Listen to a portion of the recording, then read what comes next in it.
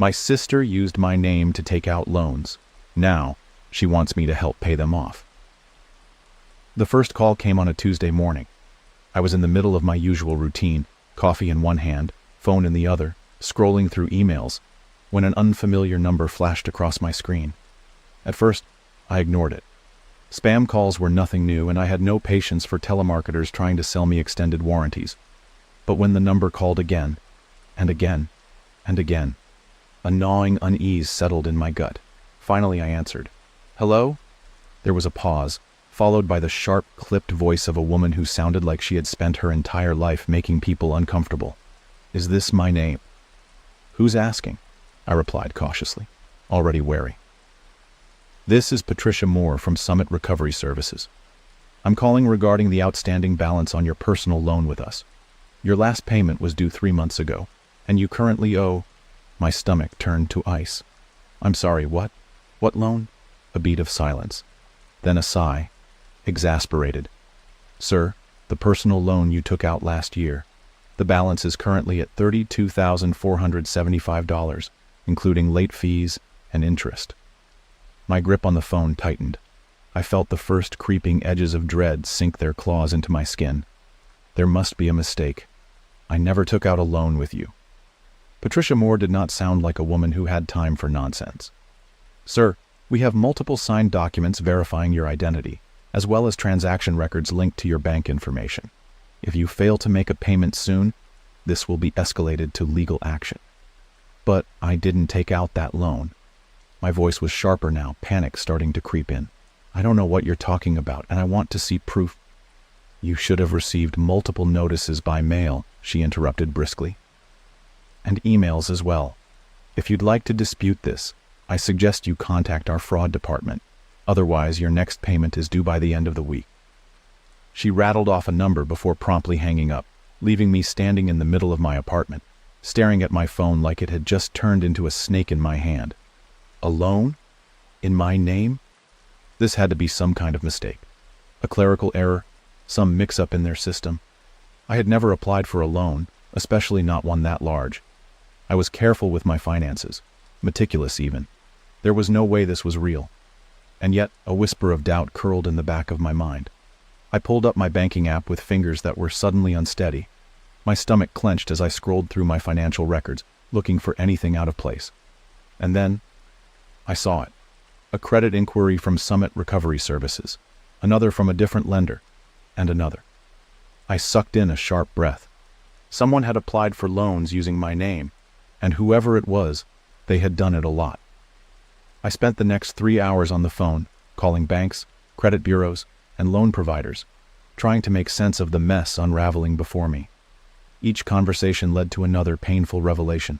Multiple accounts opened in my name, funds withdrawn and spent, and thousands upon thousands of dollars in outstanding debt that I had never seen, never touched, never even knew existed. I felt sick. I had been robbed, and not by some faceless hacker or a stranger lurking in the depths of the internet. No, this was something far worse. This was someone who knew me, someone who had access to my personal information, someone who had stolen from me in a way that no lock or alarm system could have prevented. And as I dug deeper, pulling up the emails that had been forwarded to an address that wasn't mine, looking at the signatures on the digital documents that had authorized these loans, I felt my blood run cold. Because I knew that handwriting. I knew the slight curve of the Y, the way the S always looped just a little too wide. I knew it because I had seen it scrawled across birthday cards, grocery lists, and hastily scribbled notes for years. It was my sister's. I called her 3 times before she picked up. "Hey!" she chirped, her voice as bright as ever, as if nothing was wrong, as if my entire world hadn't just been turned upside down. "What's up?" "We need to talk," I said, forcing steel into my voice. "Now." A beat of silence. Okay? What's wrong?" I wasn't in the mood for games. "Did you take out loans in my name?" Another pause, longer this time. Then a laugh, light, dismissive. "What? No. Why would I do that?" "Don't lie to me, sister's name." My grip on the phone was tight enough that my knuckles ached. "I have proof," she scoffed. "Come on, you really think I'd do something like that?" "I don't think. I know." I sucked in a sharp breath, trying to rein in the anger threatening to boil over. I have records, applications, emails, your handwriting on the signatures. So I'll ask you one more time. Did you do it? Silence, and then a shift. Okay, fine. Her voice was smaller now, suddenly fragile. But I can explain. Explain? I repeated, disbelief coloring my tone. You stole my identity. You buried me in debt. Do you have any idea what you've done? How much damage this has caused? I didn't have a choice, she snapped, desperation creeping into her voice now. I needed the money, and I was going to pay it back, I swear. I just needed a little time. You needed time? I repeated, my anger sharpening. You think that justifies stealing from me? You think that excuses the fact that my credit is ruined, that debt collectors are hounding me for money I never spent? I was desperate, she cried, and I thought you'd understand. Understand? I barked out a bitter laugh. You've ruined my financial future, and you want me to be understanding? Her voice broke. I didn't mean for it to get this bad. But it did. I closed my eyes, my chest heaving. And now I'm the one paying the price for your choices. I expected her to apologize, to break down and admit her guilt, but instead her tone hardened. Look, I know it was wrong, but we're family, she said, as if that single word erased all wrongdoing. Family helps family. I opened my eyes, feeling something inside me snap. Family helps family. Funny, she hadn't remembered that when she was signing my name on those documents. And as I stood there, phone pressed to my ear, listening to the girl I had once trusted more than anyone try to guilt me into cleaning up her mess, I realized something. I had spent my whole life being the one who fixed things, who put others first, who made sacrifices to keep the peace. But this time, I wasn't going to be the one who paid. This time, my sister was going to face the consequences of what she had done, and nothing was going to save her from what came next. I don't sleep that night. How could I? My mind is a whirlwind of numbers, accusations, and betrayal, a storm raging behind my skull as I stare at my ceiling, trying to process the sheer magnitude of what my sister has done. It isn't just the debt. It isn't just the legal mess she's thrown me into. It's the audacity, the entitlement, the fact that she stole from me and still had the nerve to act like I was the one being unreasonable, that she had reduced the destruction of my financial future to a family helps family plea, as if her reckless spending was just another sibling dispute, like borrowing a sweater and forgetting to return it, or taking the last slice of pizza without asking. But this isn't a childhood squabble. This isn't something I can brush off. This is fraud, and she expects me to fix it. The next morning, I wake to the sound of my phone buzzing aggressively on my nightstand. I don't recognize the number, but the area code is local. Another collector. I answer with a sigh, bracing myself for the inevitable. Mr. My last name? A man's voice inquires, sharp and professional. Who's asking? I reply, already exhausted. This is Robert Keene from Capital Way Lending. I'm calling about your outstanding balance of...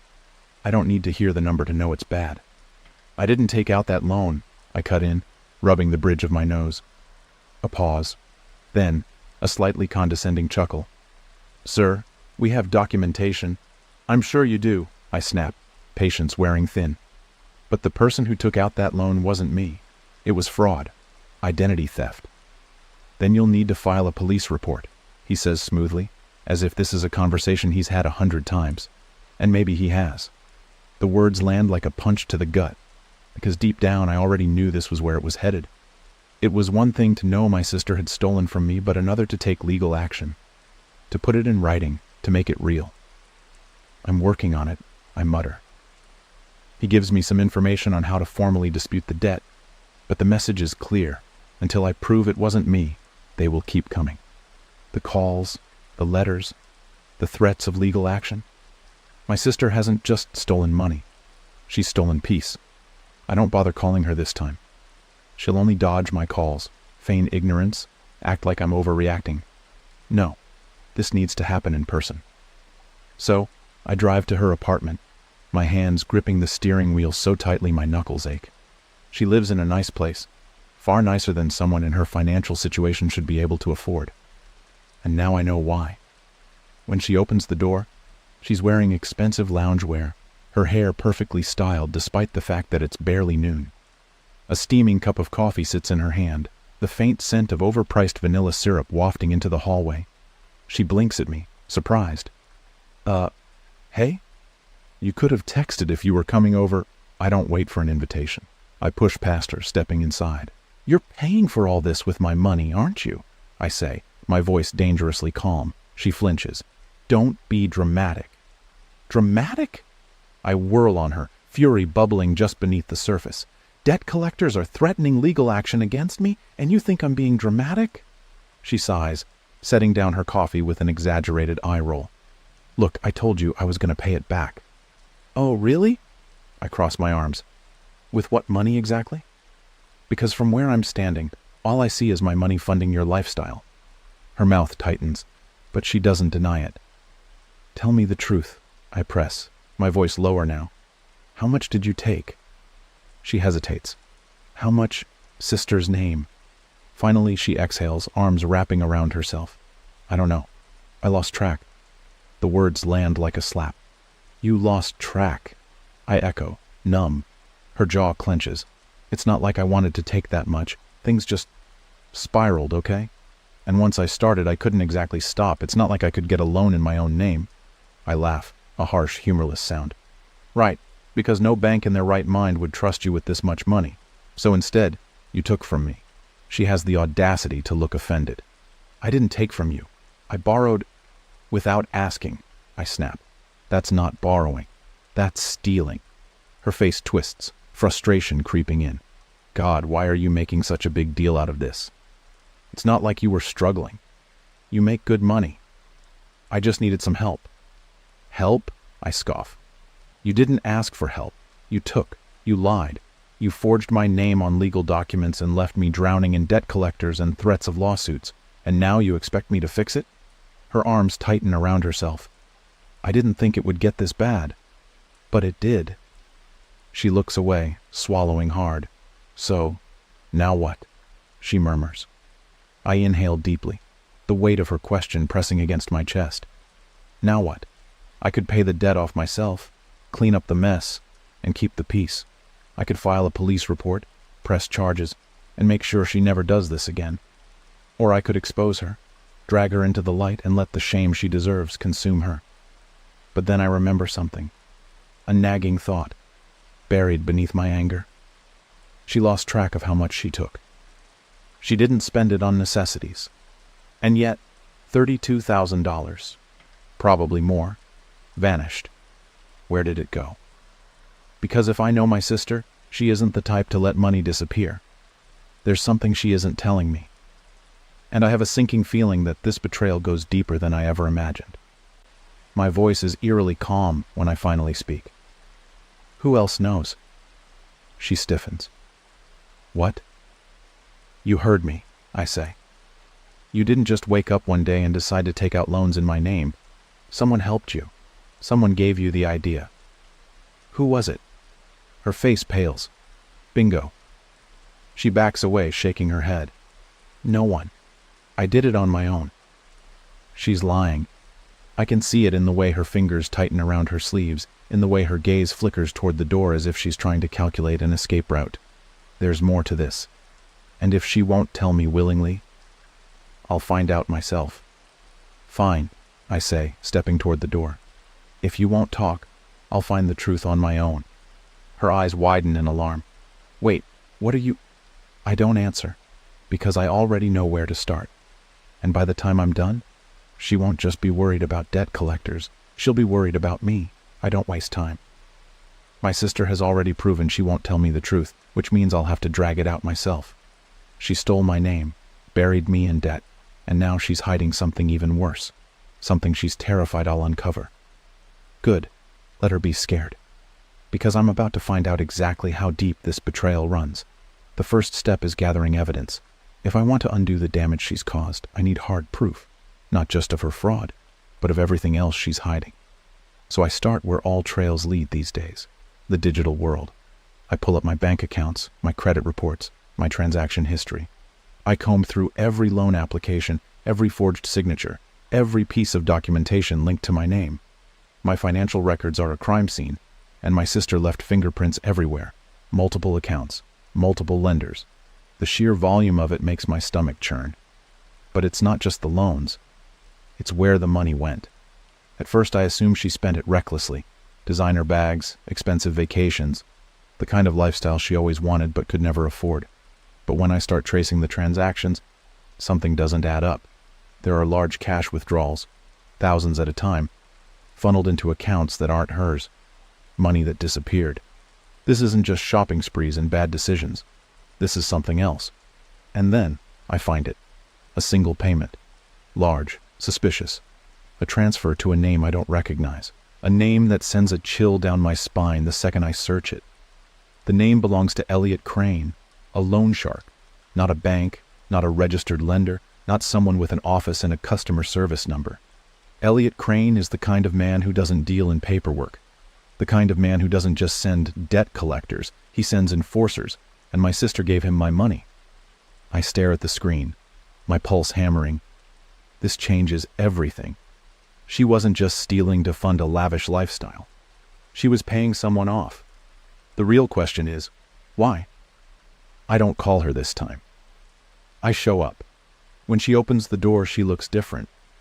The arrogance is gone. The fake confidence has drained from her face, replaced by something tight and haunted. She knew this was coming. "What do you want?" she asks, voice small. I push past her into the apartment. "Who is Elliot Crane?" Her breath catches. A flicker of panic crosses her face before she tries to mask it. I don't know what you're talking about. Don't lie to me." I pull out my phone, holding up the transaction record. "You paid him. With stolen money. So tell me, who the hell is he?" She sinks onto the couch, burying her face in her hands. "It's not what you think," she whispers. "Then tell me what it is." She hesitates. Then finally, she speaks. "I owed him." Her voice is barely above a whisper. "I got involved with the wrong people. I thought I could handle it, but I couldn't. I borrowed from him, and then I couldn't pay it back. And he doesn't take no for an answer. A sharp, ugly realization slams into me. "He threatened you," I say coldly. She nods, eyes brimming with guilt. "So you stole from me." A sob escapes her. I didn't know what else to do. Anger, betrayal, exhaustion.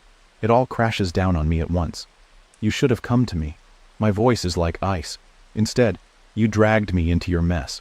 You ruined my credit. You forged my name. And now I'm the one paying for your mistakes. "I was scared," she chokes out. "He said if I didn't pay, he'd—" She stops, trembling. I exhale slowly. "How much do you still owe him?" She shakes her head. "I don't know. More than I have. More than I can ever get." I pinch the bridge of my nose, fighting the urge to scream. She's not just in debt, she's in danger. And now, so am I. I don't have the luxury of ignoring this. If my sister is tied to Elliot Crane, then so am I. Because she didn't just use her name to borrow from him. She used mine. I can't afford to let this fester. If I don't deal with it now, it will only get worse. So I make a decision. One I hate. One that I never wanted to make. I need to meet him. Finding Elliot Crane isn't hard. Men like him don't hide. They don't need to. They exist in the shadows, but operate in the open, untouchable by the laws that govern normal people. When I step into his establishment, a dimly lit bar in a part of town that smells like desperation, I feel every pair of eyes turn toward me. I don't belong here. They know it. And so does he. Elliot Crane is exactly what I expected. Calm, calculating, the kind of man who doesn't need to raise his voice to be terrifying. "You're the brother," he says, sipping a whiskey. "I was wondering when you'd show up." I sit across from him, keeping my expression unreadable. "How much?" I ask. He smirks, straight to the point. I respect that. He pulls out a slip of paper, sliding it across the table. I glance at it, and nearly choke. It's more than I expected. More than I have. "You're out of your mind," I say flatly. He shrugs. "Your sister made promises. I expect them to be kept. She has nothing left to give." His smirk doesn't falter. "Then maybe you do." My jaw tightens. I could walk away. Let my sister fend for herself. She deserves it. But I know what happens if I do. Elliot Crane doesn't just take money, he takes everything. My sister is an idiot, but she's still mine. So I do the one thing I never thought I'd do. I pay the debt, not with money, but with revenge. It takes time, planning, precision. But Elliot Crane is a man who has enemies, and I have information. A few anonymous tips to the right places, a trail of breadcrumbs leading straight to his illegal dealings, and then, one day, he's gone, arrested, indicted. His empire crumbles, and with him every trace of my sister's debt vanishes. My sister sobs when she finds out what I did.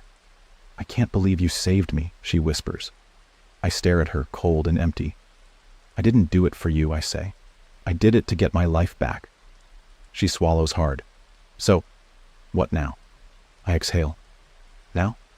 I shake my head. "Now, you're on your own." She looks like she wants to argue, to beg, but she knows better. I am done. No more rescues. No more second chances. She stole my name, but I took it back. My sister took out a loan in my name, then left me to pay it off. The call came on a Monday morning. One of those robotic voices spitting out a warning about missed payments and immediate action required. At first I thought it was a mistake. I barely had any debt, just my rent and a car payment, both of which I had paid on time. But when I listened closer, my stomach dropped. It wasn't a scam. It wasn't a mistake. It was a bank I had never heard of, talking about a loan I had never taken out. $30,000. In my name. My hands shook as I called back, my voice cracking as I asked for details. They rattled off the information, my full name, my social security number, my address. All correct. Then, the payments. None had been made. The balance had skyrocketed with late fees and interest. It was only when I asked how this could have happened that the final piece fell into place. The loan had been taken out months ago, signed electronically. The email used? My sister's. I don't remember much after that. Just the sound of my heartbeat pounding in my ears, my breath coming too fast, my fingers gripping my phone so tightly it hurt. My sister. My own flesh and blood. She had done this. She had taken my identity, my credit, my future, and used it like her personal ATM. And then she had left me to deal with the fallout. I drove straight to my parents' house, rage bubbling just beneath the surface. They had to know something. Maybe she had told them. Maybe they had loaned her money, and she had done this to pay them back. Or maybe, worst of all, they would try to defend her. I barely knocked before pushing the door open, stepping inside to find my mother sitting on the couch, flipping through a magazine like everything was normal. "Where is she?" I asked, my voice sharp, unsteady. My mother barely glanced up. "Who?" I clenched my fists, forcing myself to stay calm. "Where is Jessica?" The name tasted bitter in my mouth. My mother sighed, finally setting the magazine down. "She's not here." "Do you know what she did?" I asked, my voice rising despite my best efforts. "Do you have any idea what she's done to me?" My mother's expression didn't change. If anything, she looked annoyed. "I assume this is about money," she said, like it was some minor inconvenience, not the thing currently destroying my life. "She stole from me," I snapped. "She took out a loan in my name. $30,000. Do you understand what that means?" She waved a hand dismissively. I'm sure she had a reason. I felt something inside me break. A reason? What possible reason could justify this? My credit was trashed. Debt collectors were circling. I was looking at years, possibly decades of damage because my sister couldn't stop digging herself into financial holes. And instead of being outraged, my mother was brushing it off like it was nothing. "Where is she?" I demanded again, my voice shaking. She sighed like I was exhausting her. "She needed some time away. She'll be back." "Time away," I repeated, laughing without humor. "You mean she ran? She did this and ran." My mother gave me a look I had seen 100 times before. One that said, "You're making too big of a deal out of this." "You need to calm down," she said. "It's just money." "Just money?" I whispered, my entire body trembling. "My credit is ruined. I could lose everything.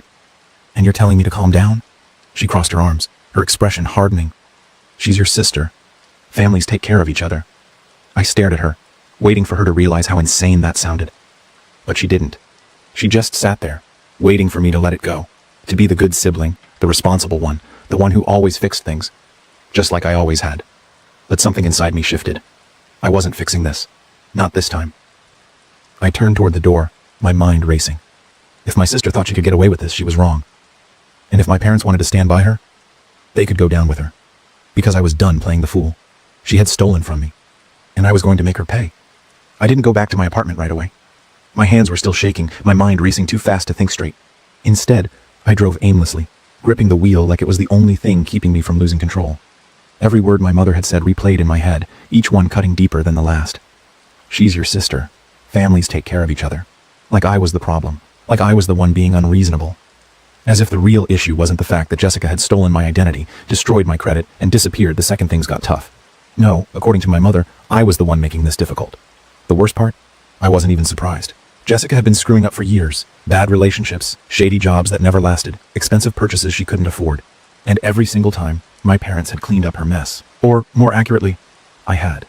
I had covered her rent when she got evicted, paid her phone bill when she got cut off, even let her stay with me when she swore she was turning things around. And every time, I had believed her. Because that's what family did, right? They gave second chances. But this wasn't a second chance. This wasn't even a 10th or a 20th. This was the moment I realized she had never actually needed a fresh start. She had needed a scapegoat. And I had been playing the role perfectly. Not anymore. I pulled into a parking lot and grabbed my phone, my fingers tapping furiously as I looked up fraud attorneys. If Jessica thought she could get away with this, she was about to get the wake-up call of her life. A few calls later, I had an appointment set for the next day. It wasn't just about the money anymore. It was about making sure she faced real consequences, something my parents had never allowed to happen. But even as I made the plans, doubt started creeping in. Could I really go through with this? Could I really drag my own sister through the legal system? Our parents had spent years drilling one lesson into me. Family comes first. That's why they had always covered for Jessica, why they had expected me to do the same. No matter what she did, no matter how much damage she caused, she was still their daughter, still their priority. I wondered if they had ever felt the same way about me. The next morning, I arrived at the attorney's office, my stomach twisting as I sat across from a woman named Lisa Carter. She was direct, no nonsense, the kind of person who had probably seen dozens of cases like mine before. As I laid everything out, the loan, the stolen identity, the financial wreckage, I expected her to give me a list of complicated legal hoops I'd have to jump through. Instead, she just leaned back in her chair and said, "This is fraud. Plain and simple. Your sister committed a crime." Hearing it put so bluntly sent a chill down my spine. A crime. It wasn't just some mistake, something that could be shrugged off with an apology and a promise to do better. Jessica had knowingly taken my name, my credit, my future, and used it for herself. "What are my options?" I asked, trying to keep my voice steady. Lisa folded her hands on the desk. "You can press charges, identity theft, fraud, possibly even wire fraud, depending on how she took out the loan. Or if you don't want to take the criminal route, you can sue her in civil court. Either way, she's going to be held accountable." Pressing charges. The words felt too heavy, too final. But wasn't that what I wanted? Justice? Payback? The thought of Jessica sitting in a courtroom, facing the reality of what she had done, was tempting. But there was another part of me, some small, deeply ingrained piece, that still hesitated. Lisa must have seen it on my face because she sighed and leaned forward. "Listen, I get it. She's family. But family doesn't do this. Family doesn't steal from you and then run. And if she's done it once, she'll do it again." I already knew that. Hell, I had known it for years. But hearing it from someone else made it feel more real. More undeniable. I exhaled slowly, then nodded. "I want to press charges." Lisa didn't waste any time. She started filing the paperwork that afternoon, walking me through the process, what to expect, what I'd need to do next. And the more we talked, the more my doubt started to fade. Because she was right. Jessica wasn't going to stop. Not unless someone forced her to. I left the office feeling something I hadn't expected. Relief. Like I had finally stopped carrying a weight that was never supposed to be mine. But that feeling didn't last long. Because when I checked my phone, I had 6 missed calls from my mother. And a text that made my stomach turn. "What have you done?" She knew. I barely made it through my front door before my phone rang again. This time, I answered. "What?" I snapped, too exhausted to pretend I wasn't furious. "What are you thinking?" My mother's voice shrieked through the speaker. "You called the police? You're actually trying to have your own sister arrested?" "She stole from me," I shot back. "She committed a crime." "She's your sister," my mother repeated, like that was some kind of magic spell that erased everything Jessica had done. "You don't turn on family like this. Do you have any idea what you've done to her?" I let out a bitter laugh, rubbing my temple. "What I've done to her? Are you serious? She put me in debt, she trashed my credit, and you still think I'm the one in the wrong?" "She was in a tough spot," my mother said, her voice lowering, like she was trying to sound reasonable. "She didn't mean to hurt you. That doesn't change the fact that she did." "You're being so dramatic," she huffed. "Do you really want to ruin her life over money?" I clenched my jaw so hard it hurt. She already ruined my life over money. My mother sighed, exasperated. "This is going to tear the family apart. Is that really what you want?" I was tired. Tired of being guilt-tripped. Tired of being expected to fix everything. Tired of being treated like I was the one who had to bend just to keep the peace. And I was done pretending that peace had ever really existed in the first place. "I didn't tear the family apart," I said, my voice cold, steady. "Jessica did. And then, Before she could say anything else, I hung up. I sat in the quiet of my apartment, heart pounding. I had spent years believing that no matter how much Jessica messed up, our parents would eventually see her for who she really was. That one day, they'd stop enabling her. But now I saw the truth. They weren't just protecting her. They were choosing her. Over me. Over my future. Over everything I had lost because of her. And that was fine. Because I was choosing myself. The silence in my apartment didn't last long. My phone started buzzing again within minutes of hanging up on my mother. A steady, relentless vibration that felt like a ticking bomb in my pocket. I knew it was her, or maybe my father this time, ready to repeat the same tired arguments, the same guilt-laden demands to drop everything and let Jessica walk away untouched. I didn't answer. I let the calls go to voicemail. Let the text notifications pile up on my screen, each one more desperate than the last. They weren't worried about me. They weren't calling to ask how I was holding up after realizing my own sister had stabbed me in the back. No, they were panicking because Jessica was facing real consequences. And that was something none of them knew how to handle. I threw my phone on the couch and forced myself to breathe. My hands were still shaking, adrenaline surging through my veins like I had just stepped off a battlefield. Maybe, in a way, I had. Because this was a war now. Me against my sister, against my parents, against the years of conditioning that told me I had to forgive, that I had to clean up the messes Jessica made. But I wasn't doing it anymore. I had drawn a line, and they could scream and cry all they wanted, but I wasn't stepping back over it. Then, another knock at my door. This one wasn't frantic or aggressive, not the kind that signaled someone was here to fight. It was slow, hesitant, like whoever was on the other side was still deciding whether this was a good idea. I already knew who it was before I even opened it. My cousin Nate stood there, hands stuffed into the pockets of his hoodie, his expression carefully neutral. He had always been the one family member who stayed out of the drama, the one person who didn't pick sides no matter how ugly things got. But today, his presence alone told me he wasn't here to check in. He was here on behalf of them. I exhaled sharply. If you're here to talk me out of it, don't bother. Nate shook his head. I'm not, he said. Can I come in? I hesitated but stepped aside. He walked in, looking around like he half expected Jessica to be lurking in the shadows. When he didn't see her, he let out a small breath and turned back to me. Look, he said, I don't blame you for what you're doing. If it were me, I'd probably do the same. That caught me off guard. Then why are you here? He rubbed a hand over his face. Because your parents are losing their minds, and I figured someone should come over and make sure you haven't lost yours too. I scoffed, shaking my head. You really think I'm the one losing it? He sighed. Number. But I think you're about to go through hell and I don't know, wanted to make sure you're ready for it. I knew what he meant. The legal process wasn't going to be quick or easy. Even with all the evidence I had, Jessica would fight back. She would lie, twist the truth, try to paint herself as the victim. And my parents would back her up every step of the way. They would turn this into a family war, make me look like the villain, guilt-trip me into oblivion. But I was past the point of caring. I don't need to be ready, I said. I just need to be done. Nate nodded slowly. Fair enough. He glanced toward the door, shifting on his feet. Just be careful, all right? Jessica's not going to take this lying down. And your parents? They're already trying to spin this into something it's not. I clenched my jaw. Let them. Nate studied me for a second, then nodded again. He didn't try to change my mind. Didn't try to tell me to forgive or forget.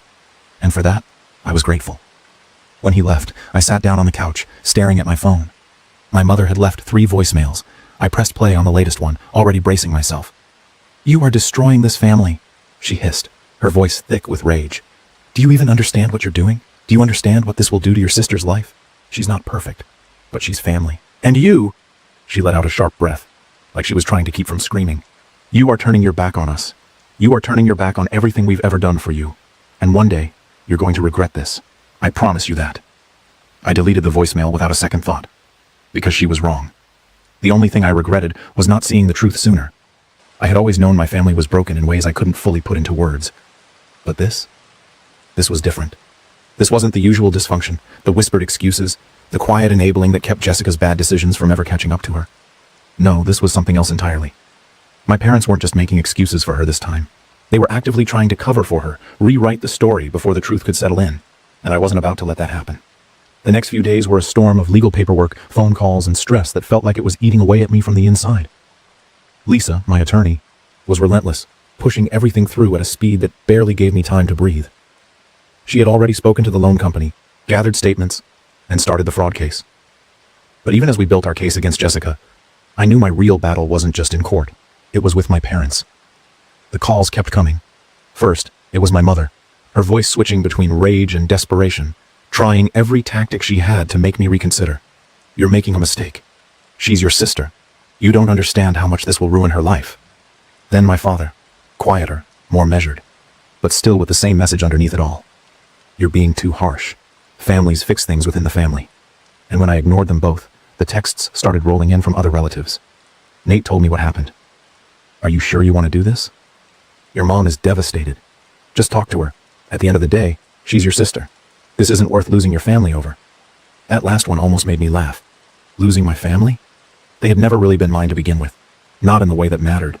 Because family didn't do this. Family didn't steal from you, betray you, and then expect you to stay silent to keep the peace. Then, finally, Jessica herself reached out.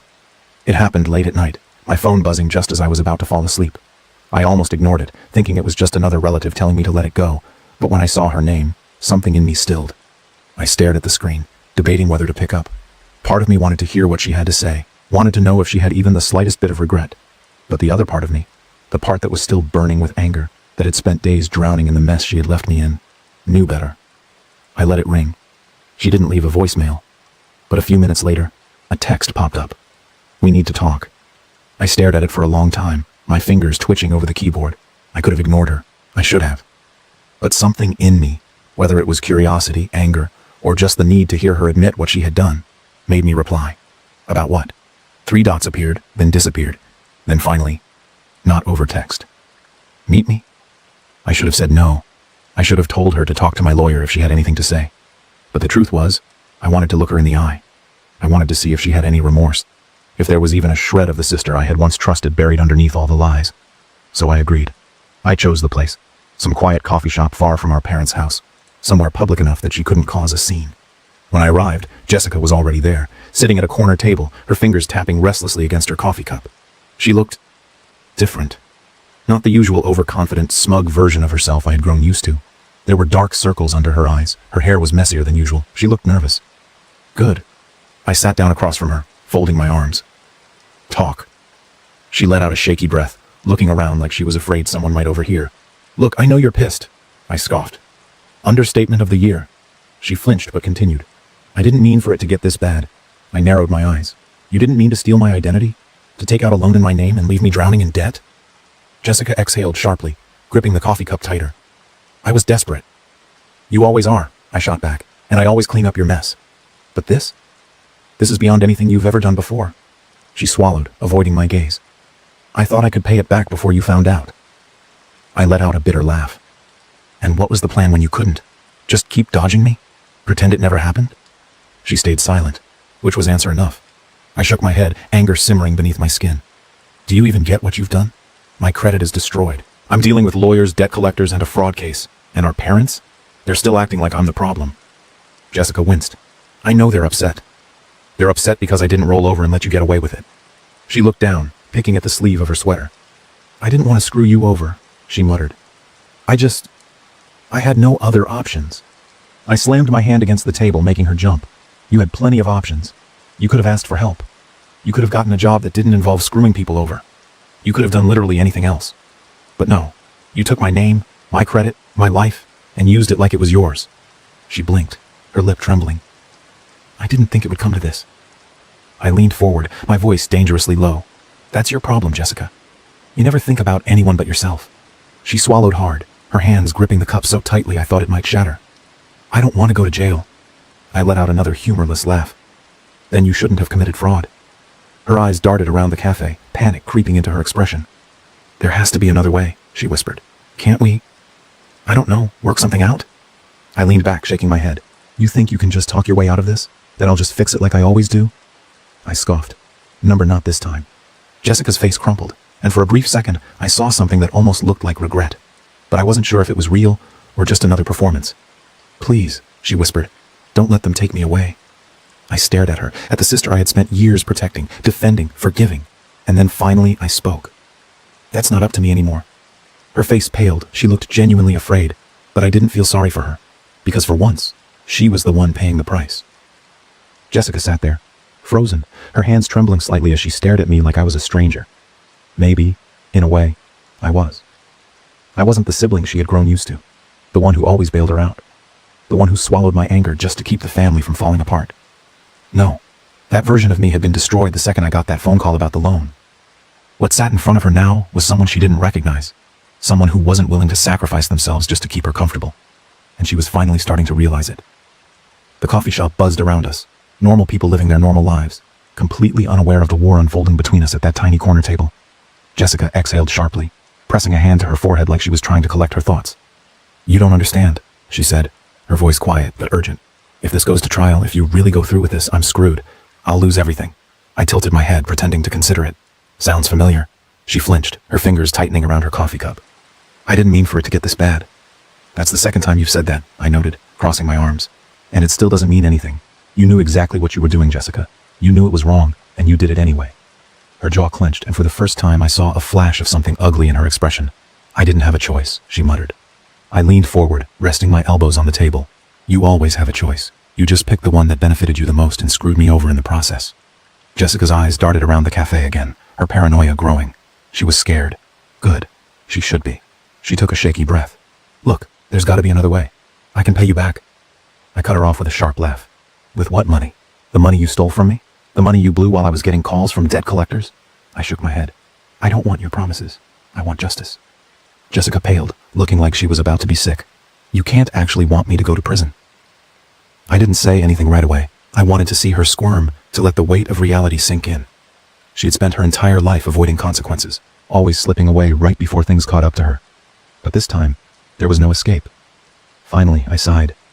"You want another way?" I asked, watching her nod frantically. "Fine. Here's the deal. You pay every cent back, every dollar, every late fee, every bit of damage you caused to my credit. And maybe I'll consider dropping the charges." Jessica blinked at me, her mouth opening and closing like she was struggling to find words.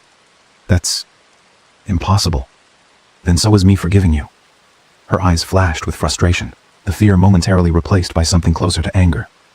"You're enjoying this, aren't you?" I tilted my head. "You think I like being in this position? You think I wanted to be forced to press charges against my own sister?" I let out a bitter laugh. "You put me here, Jessica. You made this decision for both of us the second you stole my identity. And now you don't like the outcome? Too bad." She shook her head, pressing her fingers to her temples like she was trying to force herself to think. "I need time," she said, almost to herself. "You don't have time," I countered. "This is happening, whether you like it or not." Jessica suddenly stood up, knocking her chair back slightly. "I have to go," she muttered, grabbing her purse. I didn't stop her. I didn't even watch her leave. I just sat there finishing my coffee, letting my heartbeat slow. She was unraveling, and it was only a matter of time before everything collapsed around her. By the time I got home, I had 5 missed calls, 3 from my mother, 2 from my father, and 1 from a number I didn't recognize. I debated ignoring them, but curiosity got the best of me, and I played the voicemail from the unknown number. A gruff voice filled my ear. "This message is for my name. This is Detective Harris with the Financial Crimes Unit. We've received a fraud complaint regarding your identity theft case, and I'd like to schedule a time to go over the details with you. Please call me back as soon as possible." I closed my eyes, taking a slow breath. It was real now. It wasn't just paperwork, wasn't just lawyers moving things around. The police were involved. Jessica's time was running out. I dialed back the number and scheduled a meeting for the next day. Then, out of pure morbid curiosity, I checked my texts. My mother's latest message read, "You are ruining this family. I hope you're happy." I stared at the words for a long moment before typing back. Jessica ruined this family. I'm just making sure she doesn't do it again. I hit send and blocked her number. That night, I slept better than I had in years. The next morning, I met with Detective Harris, a middle-aged man with sharp eyes and the kind of no-nonsense attitude that made it clear he didn't have time for games. He listened carefully as I explained everything, flipping through the paperwork Lisa had helped me organize. When I finished, he nodded. "You've got a strong case. The evidence is solid, and given the amount of money involved, this is definitely a criminal matter." I swallowed hard. "What happens now?" "We'll put out a warrant," he said. "She'll be brought in for questioning. If she doesn't cooperate, it'll go to trial." Hearing it said so bluntly made my stomach twist. This was happening. Jessica was going to be arrested. I should have felt guilty. I should have felt something. But all I felt was relief. I shook his hand and left, stepping into the crisp morning air. The world felt different somehow, lighter, clearer. Like I had been walking around with weights strapped to my chest for years without realizing it. I pulled out my phone and, out of habit, checked my messages. Nothing from Jessica, nothing from my parents. Just silence. Maybe they had finally realized I wasn't backing down. Or maybe, just maybe, they knew they had already lost. That night, as I was settling into bed, my phone buzzed with a news alert. I almost ignored it. But when I glanced at the screen, my breath caught in my throat. Local woman arrested for identity theft after stealing thousands from family member. I clicked on the link, my heart pounding as I skimmed the article. It was vague, barely more than a few sentences. But there was no doubt in my mind who they were talking about. Jessica had been caught, and just like that, it was over. I stared at the news article, my pulse pounding in my ears. The words blurred together, the reality of it sinking in. Jessica had been arrested. After all the lies, all the manipulation, all the damage she had caused, she was finally facing the consequences. For so long, I had imagined this moment. I had played out different versions in my head. Maybe she'd come crawling back, begging for forgiveness, swearing she'd change. Maybe she'd try to run again, vanish into the wind like she always did, leaving me to clean up her mess. But I had never imagined this. Handcuffs, mugshots, a public record of what she had done. I should have felt satisfied, maybe even victorious. But as I sat there, staring at my phone in the dim glow of my apartment, all I felt was exhausted. My parents called within minutes. I ignored the first call, then the second. By the third I answered, more out of curiosity than anything else. My mother's voice came through, shrill and shaking. "Are you happy now?" I let out a slow breath, pinching the bridge of my nose. "Is that really what you're going to say to me right now?" "She's in jail," my mother snapped. "Your sister. Your own blood." "She's in jail because she committed a crime," I said, my voice eerily calm. "She stole my identity. She took out a loan in my name. That's fraud. That's illegal. What part of that are you still not understanding?" "She was desperate," she hissed. "She needed help." I clenched my jaw. And I needed my credit intact. I needed to not have debt collectors breathing down my neck. I needed a family that didn't treat me like an ATM. But I guess what I need never mattered, right? Silence. For a moment, I thought she had hung up. But then she spoke again, her voice quieter this time. "She's your sister." I let out a bitter laugh, rubbing a hand over my face. And I was her brother. But that didn't stop her from ruining my life, did it? "You could have handled this differently," she argued. "You didn't have to involve the police." I shook my head, even though she couldn't see me. I gave her a chance. I told her to pay me back, and she didn't. I warned her mom. She made this choice, not me. Another stretch of silence, thick and suffocating. "She's facing prison time," my mother finally whispered, like she was only just realizing the gravity of the situation. "She should have thought about that before she stole from me," I replied, my voice cold. "Now she gets to live with the consequences." My mother exhaled shakily. "I hope you can live with them too." Then she hung up. I sat there, staring at my phone, the weight of her words pressing down on me. But unlike before, they didn't sink in. They didn't burrow under my skin, make me question myself, make me wonder if I had done the wrong thing. Because I knew the truth now. I had spent my entire life being the one who fixed things, the one who took responsibility, who made the sacrifices, who held the family together while Jessica tore it apart. And every time, they had let her get away with it. Every time, they had made me feel like I was the problem for not being understanding enough, forgiving enough. But I wasn't their scapegoat anymore. I wasn't carrying their burden. Jessica had made her choice, and I had finally made mine. The court process was long, but I didn't back down. Jessica was charged with identity theft, fraud, and multiple counts of financial misconduct. She took a plea deal in the end, 3 years in prison, reduced from what could have been a decade. My parents tried to fight it, hiring their own lawyer, trying to convince me to drop the charges even at the last second. But there was no stopping it now. The law didn't care about their guilt trips. The judge didn't care about their excuses.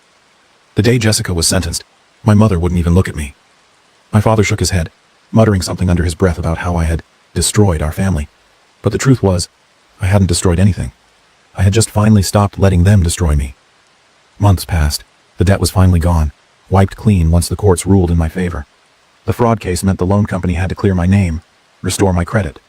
It took time, but I rebuilt everything Jessica had taken from me. My parents never forgave me. I stopped answering their calls, stopped responding to their texts, stopped making excuses for people who had never once made an effort for me. It was strange at first, living without their voices constantly in my ear, without the weight of their expectations crushing me. But eventually, I realized something. I was free. I had spent my whole life believing that family meant obligation, that blood meant sacrifice, that love was something you had to earn by giving away pieces of yourself. But I had been wrong. Love wasn't conditional. Respect wasn't something you had to beg for. And family wasn't about blood. It was about who showed up. I was showing up for myself. And that was enough. That was everything.